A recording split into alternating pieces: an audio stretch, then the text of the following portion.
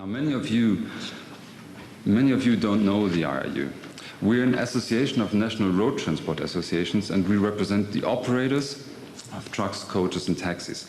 And here you see a list of our membership, quite a lot. We were founded in 1948 with 8 founding states, and today we have 180 members in 72 countries.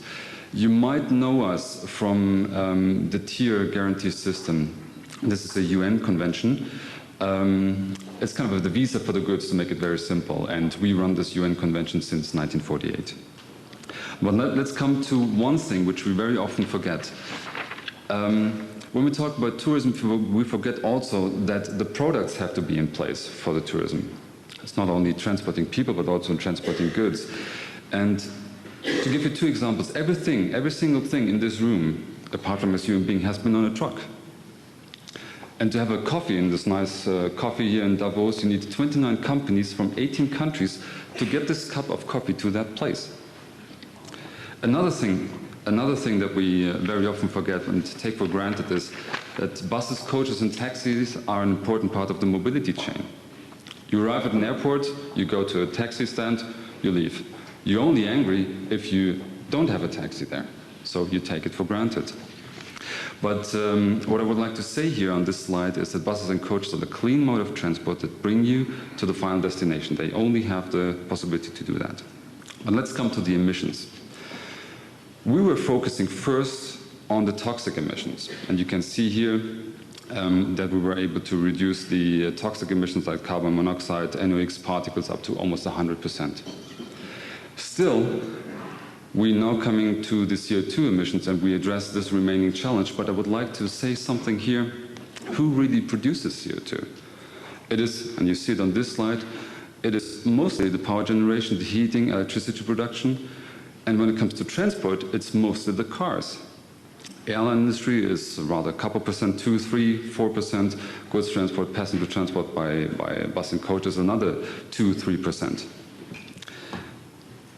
Now, let's come to our strategy, how we as in the road transport industry address this issue. We have the so-called 3I strategy developed in this perspective: innovation, incentives, and infrastructure. Innovation, we say at source technical measures are the best to reduce emissions from our industry, from road transport. But the governments should give us real business incentives to do the business. For example, give us incentives to buy the cleanest vehicles. And last but not least, infrastructure, adequate infrastructure is a sine qua non condition to achieve sustainable development and to achieve a reduction of emissions. Just to give you a figure, 6.4 billion gallons of fuel are wasted every year in the States due to congestion on the road. I assume that the airline industry can confirm that the same with the congestion in the airline industry. Now, if you're hoping for simple and easy solutions, I have to disappoint that there is no real silver bullet. There are many ways to reduce the emissions. Buses and coaches can lead the way. Eco-driving of the drivers can even reduce the emissions. Technical improvements have reduced and will further reduce the emissions. But other issues like biofuels, they are not really a solution. They are not CO2 neutral. Clean transport by rail. Well, if you want to have nuclear energy, meaning you use nuclear energy to produce electricity for the trains, then you have clean transport of rail.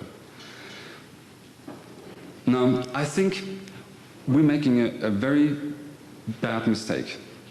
Do you still remember the discussion we had on acid rain? Does anybody of you remember that? End of the 90s, we had the discussion. What happened to it? Particle matters, fine dust, same thing. It was like 2 years, 3 years ago, fine dust everywhere. Now it's CO2. I think we're focusing on the wrong thing. We should focus rather on the best use of fossil fuel. And I think as an industry, we have no economical viable alternative to fossil fuel, but we should make sure that our kids can still benefit from this black gold. And I think we should rather focus on this than on the emission.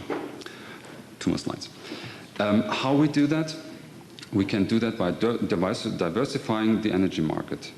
Don't waste fuel where there are alternatives, like electricity production, heating, but use it for applications where there are no alternatives in the short and medium term, meaning airline industry, road transport.